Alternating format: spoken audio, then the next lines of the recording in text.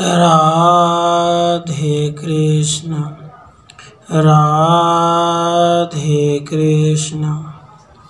सह्य पर्वत के निकट दत्तात्रेय जी का दर्शन और उपदेश तथा महेंद्र पर्वत पर परशुराम जी के द्वारा यादव सेना का सत्कार और श्रेष्ठ भक्त के स्वरूप का निरूपण। श्री नारद जी कहते हैं, राजन, उसके बाद श्री कृष्ण कुमार कामदेव स्वरूप प्रद्युम्न ऋषभ पर्वत का दर्शन करके श्री रंग क्षेत्र में गए। फिर कांचीपुरी एवं सरिताओं में श्रेष्ठ प्राची का दर्शन करके कावेरी नदी के पार जाकर सह्यगिरि के समीपवर्ती देशों में गए। भगवान प्रद्युम्न हरि के साथ यादवों की विशाल सेना भी थी। मैथिलेश्वर, उन्होंने देखा कि उनके सैन्य शिविर की ओर एक खुले केश वाला दिगंबर अवधूत भागता चला आ रहा है। उसका शरीर हष्ट-पुष्ट है और उस पर धूल पड़ी हुई है। बालक उसके पीछे दौड़ रहे हैं और इधर उधर से तालियां पीट रहे हैं, कोलाहल करते हैं और हंसते हैं।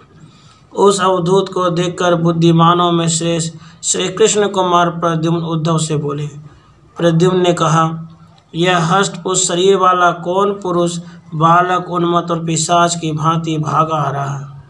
यह लोगों से तिरस्कृत होने पर भी हंसता है और अत्यंत आनंदित होता है। उद्धव जी बोले, ये परमहंस अवधूत श्रीहरि के कलावतार साक्षात महामुनि दत्तात्रेय जी हैं, जो सदा आनंद में देखे जाते हैं। इन्हीं के प्रसाद से पूर्ववर्ती उत्कृष्ट नरेश, सरसरा अर्जुन आदि तथा यदु एवं प्रहलाद आदि ने परम सिद्धि प्राप्त की है। श्री नारद जी कहते हैं, राजन, यह सुनकर यदुकुल तिलक प्रद्युम्न ने मुनि की पूजा और वंदना करके दिव्य आसन पर बिठाकर उनसे प्रश्न किया। प्रद्युम्न बोले, भगवान, मेरे हृदय में एक संदेह है, पर वो उसका नाश कीजिए। जगत का स्वरूप क्या है, ब्रह्म के मार्ग कौन है, तत्व क्या है, यह सब मुझे बताइए। दत्तात्रेय जी ने कहा, जब तक अंधकार के कारण वस्तु दिखाई नहीं देती तभी तक उल्का या मशाल की आवश्यकता होती है। जब महानंद वश में हो जाए तब उल्का का क्या प्रयोजन है। साधो, जगत तभी तक टिका रहता है जब तक तत्व का ज्ञान नहीं होता। परब्रह्म परमात्मा के ज्ञात या प्राप्त हो जाने पर जगत का क्या प्रयोजन है। जैसे मुख का प्रतिबिंब दर्पण में दिखाई देता है परंतु वास्तविक शरीर उससे भिन्न है, उसी प्रकार प्रधान अर्थात प्रकृति में प्रतिबिंबी चैतन्य जीव है, परंतु ज्ञान के आलोक में वह परात्पर परमात्मा सिद्ध होता है। जैसे सूर्योदय होने पर सारी वस्तुएं नेत्र से दिखाई देती हैं, उसी प्रकार ज्ञानोदय होने पर ब्रह्म तत्व का साक्षात्कार होता है, फिर जीव कहीं नहीं दृष्टिगोचर होता है। नारद जी कहते हैं, राजन, इस प्रकार उपदेश सुनकर यादव राज प्रद्युम्न ने उनको नमस्कार किया और सेना के साथ वे द्रविड़ देश में वेंकटाचल के पास गए। द्रविड़ देश के स्वामी धर्म तत्वज्ञ राजर्षि सत्यवाक ने बड़ी भक्ति से प्रद्युम्न का आदर सत्कार किया। फिर श्री शैल का दर्शन करके वहाँ के अद्भुत शिवालय तथा स्कंद स्वामी का दर्शन प्राप्त कर वे पंपा सरोवर पे गए। उसके बाद से द्वारकानाथ प्रद्युम्न गोदावरी और भीमरथी आदि भगवत तीर्थों का दर्शन करते हुए महेंद्राचल पर गए। उस पर्वत पर क्षत्रियों का अंत करने वाले भृगुवंशी परशुराम जी विराजमान थे। उन्हें नमस्कार, उनकी परिक्रमा करके श्री कृष्ण नंदन वहाँ खड़े हो गए। राजेंद्र, परशुराम जी ने उन्हें आशीर्वाद देकर यादवों की चतुरंगिनी सेना का योग शक्ति से सत्कार किया। दाल भात चटनी दही में भिगोई हुई भाजी की पकौड़ियाँ, शिखरन अवले सीर का या अचार, पालक का साग, इक्सु भक्सी का राब और चीनी का बना हुआ भोज्य पदार्थ विशेष, शक्कर के मेल से बना हुआ त्रिकोणाकार मिष्ठान, गुझिया, समोसा आदि, बड़ा, मधु शीर्षक मधु परक्या, घेवर आदि मिष्ठान विशेष, फेणी का अर्थात फेनी, उपृष्ट अर्थात पूड़ी या पुआ आदि, छिद्रयुक्त शतपथ एक प्रकार की मिठाई, चक्राप चीनी का, चक्रा का चिन्ह वाली मिठाई इमरती आदि।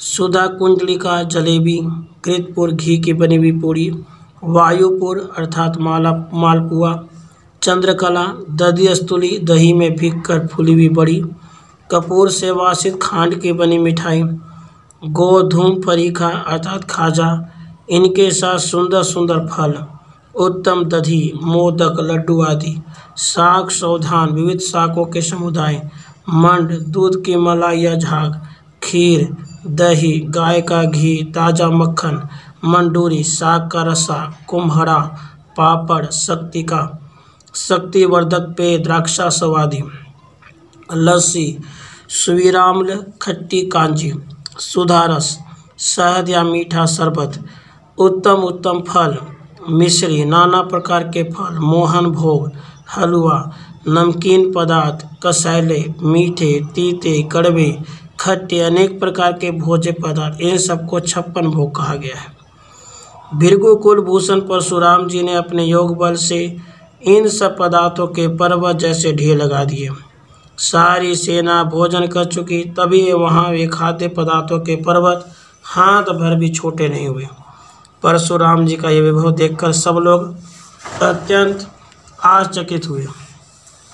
राजन यादवों सहित श्री कृष्ण कुमार प्रद्युम्न ने उस समय परशुराम जी को नमस्कार करके सबके सामने इस प्रकार प्रश्न किया। प्रद्युम्न जी बोले, भगवान आपने हम सब लोगों को अति उत्तम भोजन प्रदान किया। प्रभु सारी समृद्धियां और सिद्धियां आपके चरणों में लौटते हैं। अब मैं यह जानना चाहता हूं कि समस्त हरि भक्तों में श्रीहरि का प्रिय भक्त कौन है। विपेंद्र, यह मुझे बताइए, क्योंकि आप परावर वेताओं में सबसे श्रेष्ठ हैं। परशुराम जी ने कहा, प्रभु आप क्या नहीं जानते, तो भी साधारण लोगों के भांति पूछते हैं। लोगों को शिक्षा देने के लिए आप इस तरह सत्संग करते हुए भूतल पर विचरते हैं।